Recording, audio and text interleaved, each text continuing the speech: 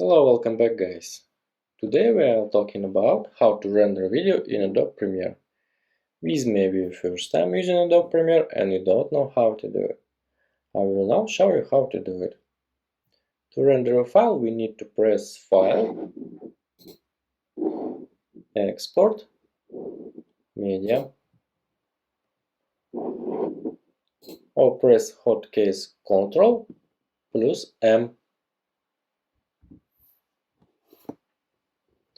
A window with setting will open. We can choose the video format,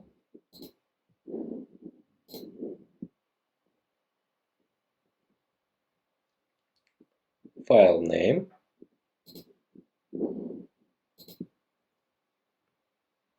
path, choose whether to add subtitles and more.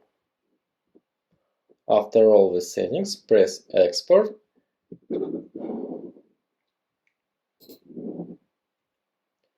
and wait for our video to render.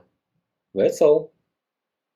If you were wondering how to render video in Adobe Premiere, this is the easiest way I know. If you know another way, please leave a comment. Be sure to subscribe for more videos. Bye bye.